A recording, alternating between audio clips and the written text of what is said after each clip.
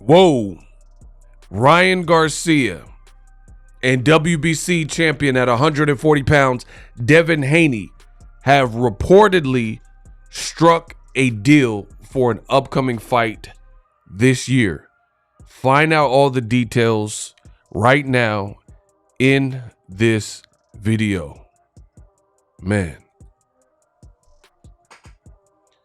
What up, Fight World? It's your boy Ego, and I am back with some more boxing. I come to you with some great breaking news. Subscribe. ESPN is reporting that Devin Haney and Ryan Garcia have struck a deal to fight each other on April 20th in Las Vegas for Devin Haney's Junior Welterweight Championship WBC belt. Sources tell ESPN.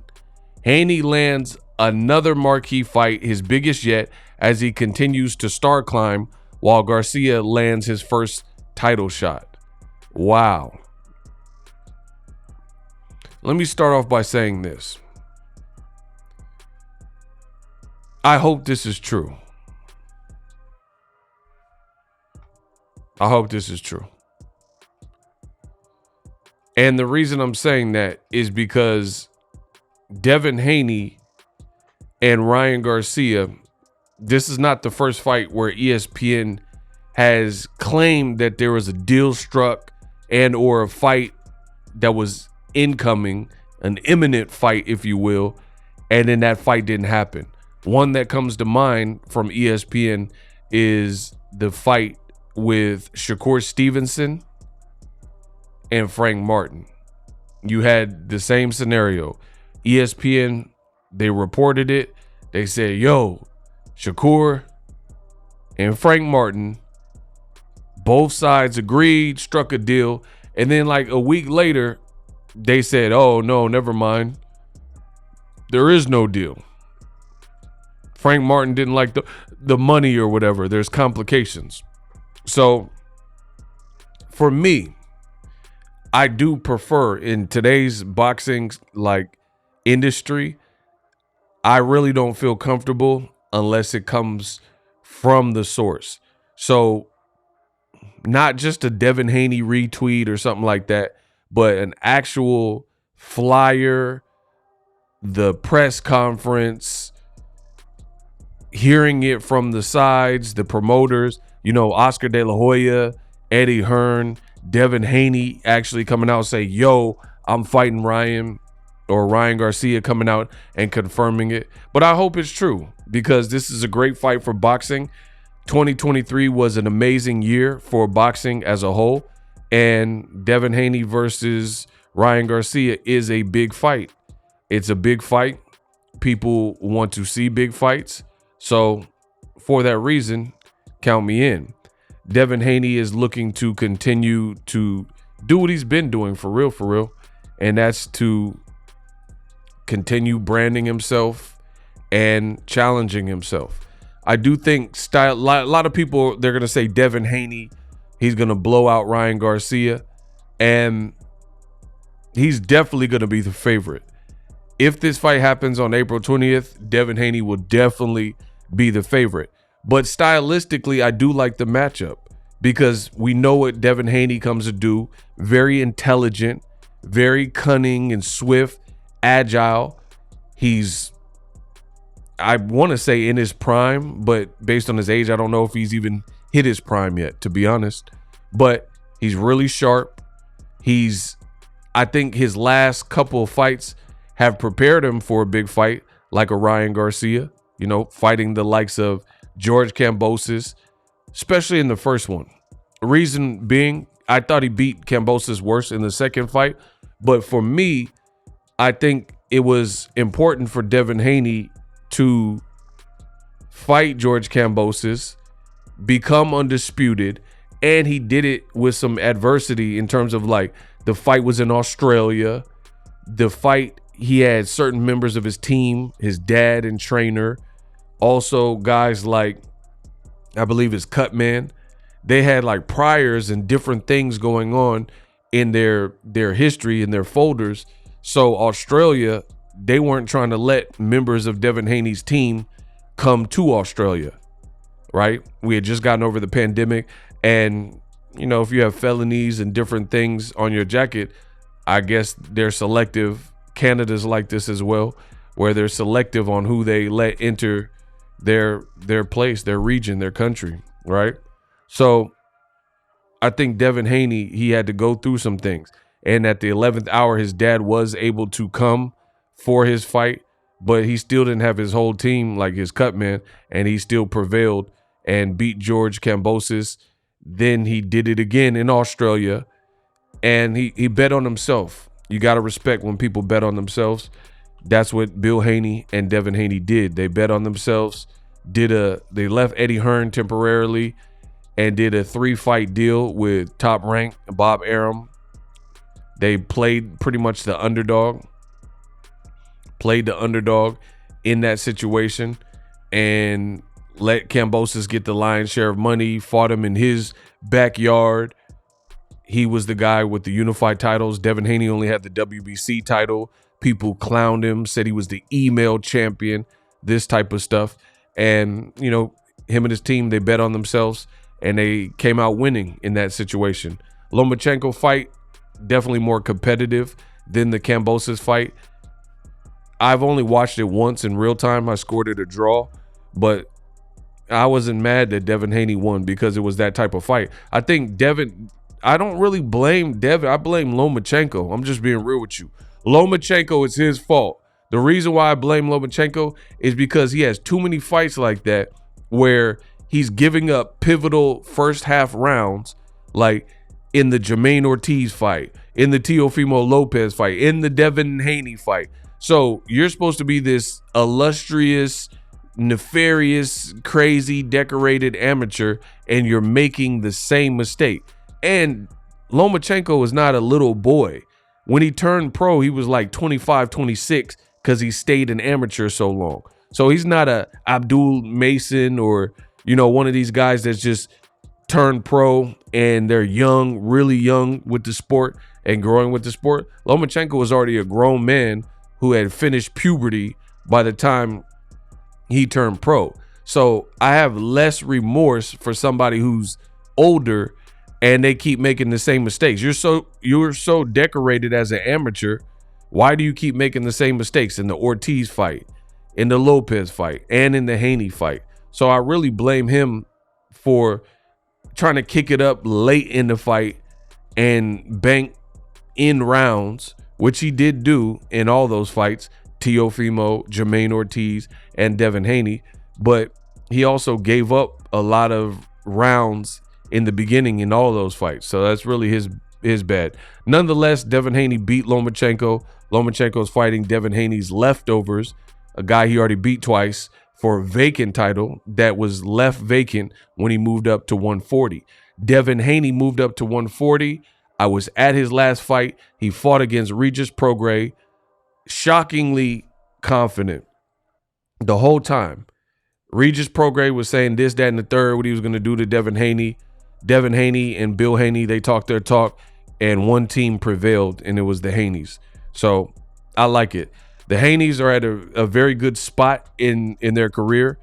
2023 was arguably Devin Haney's best year, and now he's trying to keep that going, keep that energy flowing, keep that energy going with another fight, with the fight with Ryan Garcia.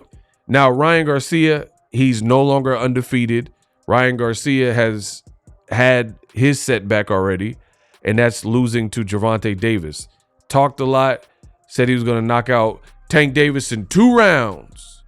He said all he needs is 2 rounds. He even told that to Mike Tyson. Hey, it's me, Mike Tyson. I got Ryan Garcia. You got to check my fight with Peter McNeely. It's spinal. I'm so elated. I'm so flabbergasted. Right?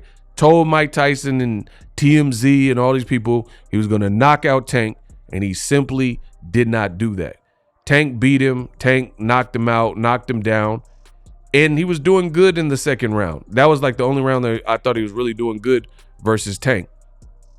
Doing very good versus Tank in the second round, but that all went to heck in the handbasket because he ended up getting dropped automatically 10-8 round for Gervonta Davis. Now, I'd be remiss to not mention this. Although I've praised the Devin Haney and Ryan Garcia fight, I have no problems with the Ryan Garcia fight. He's one fight removed from the Tank loss, and I see the Tank haters, they always talk about Tank needs to fight someone, and they act like Ryan Garcia doesn't exist, like Ryan Garcia is not on Tank's resume as a good fighter. But then the same people love Devin Haney fighting a no longer undefeated version of Ryan Garcia. That doesn't make any sense. Me personally, I gave props to Tank for beating Ryan Garcia, because Ryan Garcia, like, let's just be real, Ryan Garcia, there's more of a height and weight disparity in Ryan Garcia versus Tank than there will be for Ryan Garcia versus Devin Haney. That particular fight is more like neck and neck. Ryan, you could look at old pictures of Ryan Garcia and Devin Haney, and they were always pretty close, even in the amateurs, in terms of size. Here's a picture I could show you. So this is them in the amateurs. So they've been about the same size since teenagers, right? But you look at Ryan Garcia and you look at a guy like Tank Davis, there's going to be a significant and marked differential in terms of the stature and the build and the size and the weight of that. So yeah, of course, I personally am fair and objective. I'm going to give Tank Davis a lot of credit for fighting the undefeated Ryan Garcia, who, you know, you got to really break down an undefeated fighter because they don't know how to lose yet. They haven't lost. They don't know how to lose yet. So I had to make mention of that because I see a lot of people who constantly say, when will Tank step it up? And Tank's resume is no good and things like that. And then you see how big Ryan looks next to Tank, and you see what Tank did to him. Devin Haney is a different style for Ryan Garcia. So I'm curious to see, like, a lot of people think Devin can clearly outbox Ryan Garcia, but at 140, I am curious to see how Ryan does with Devin Haney's power, because Regis Prograis did get hurt by Devin Haney. So I'm curious to see if Devin can hurt Ryan Garcia or if he just outboxes him. And then obviously Ryan Garcia is an explosive guy. He got a mean left hook. So Devin's very mindful, but we have seen Devin get clipped at the end of shots and at the end of combinations in the Jorge Linares fight, stuff like that. Or Lomachenko hurt him. So Devin can be hurt. Oh, this is a crazy picture. This is them in the amateur. Devin celebrating, Ryan looking, ticked off. Either way, great fight. Count me in. I mean, as far as I'm not trying to, I don't know. I don't know what the pay-per-view, in my opinion, I don't think this fight will outsell the Tank Davis fight, because that fight had a crazy live gate and it did over 1 million. However, I do think, based on the history, if this fight does come into fruition like ESPN is claiming and reporting, it can definitely do very well for 2024. So all in all, let's hope that we hear from the fighters themselves, their promotional team. Listen, if it gets announced officially from the promotion and we get like a press conference, De La Hoya and all that, and they let me know it's real, then I'll admit that I was wrong, because I did videos where I said that I really didn't see the fight happening. And it was mostly because of Golden Boy. I didn't think Golden Boy would allow Ryan Garcia.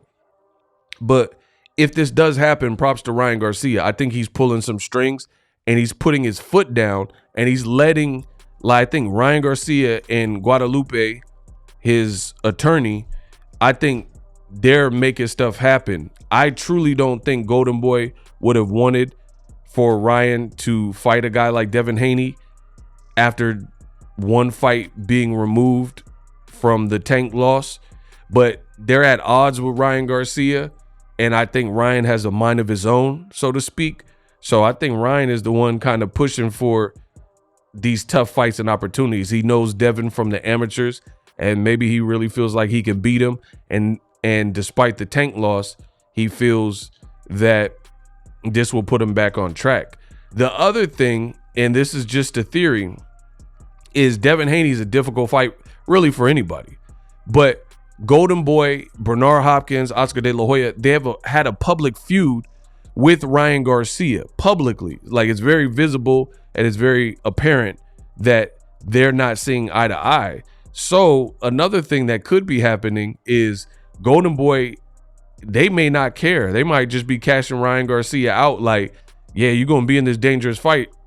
All right, Ryan, this is what you want. If you lose, you lose, you know, because there's clearly, I think Ryan, long story short, I think Ryan is trying to call the shots, and I think Ryan will leave Golden Boy. So Golden Boy might just be trying to cash out and, like, you know, hey, we'll make the fight, and if you lose, you lose. And they might not be tripping. They might kind of be wiping their hands of Ryan Garcia, so to speak. But that's just a running theory I have because of the known friction between Golden Boy and Ryan Garcia. And I do think Ryan Garcia, at the first opportunity he gets, he'll try to leave Golden Boy, because I don't think he truly wants to be there right now. But legally and contractually, he's probably obligated that. So we'll see how it plays out. As of me recording the video, ESPN is stating that basically the fight is agreed for April 20th. I will keep you guys updated. Subscribe for future updates. All things boxing. We working.